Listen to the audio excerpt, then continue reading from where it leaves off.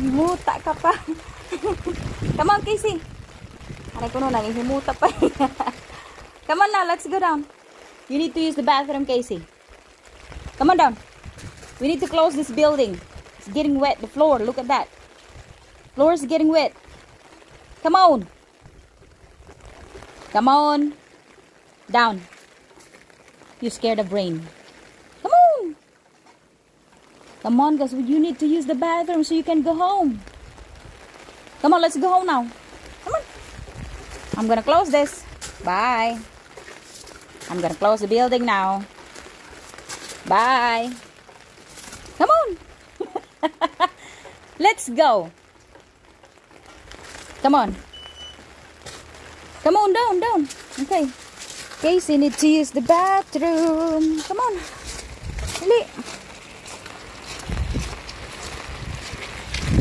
Over here. Right here.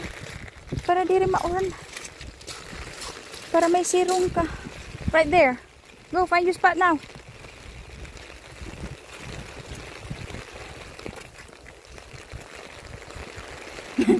Takot sa ulan.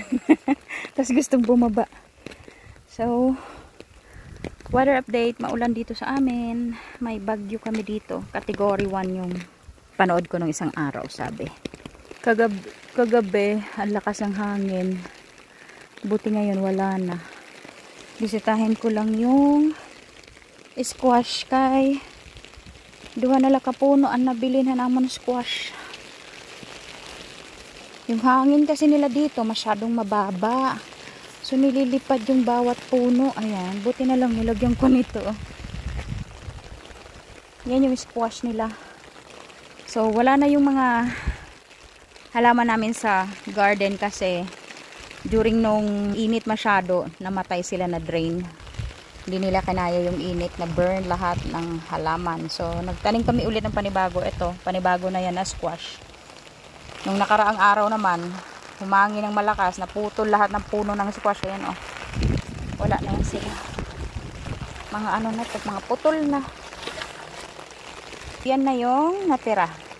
Buti nilagyan ko ng ganyan fence kasi sobrang lakas ng hangin kagabi.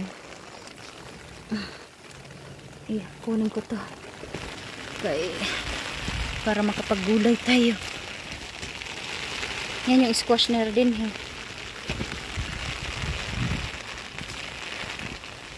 Adi, buti ay paman adi. So ito na muna. So Casey needs to go home because she's wet. Come on. Come on now. Go home. Go, run. Run, Casey, run. That's Apple.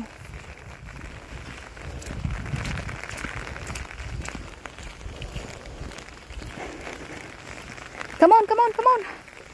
It's raining. Nalakas na naman yung hangin. Nililipad yung ano ko pa yung. Come on, Casey. Nililipad yung payong ko. Malakas yung hangin sa amin. Ay, go in.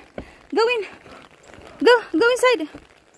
Go now.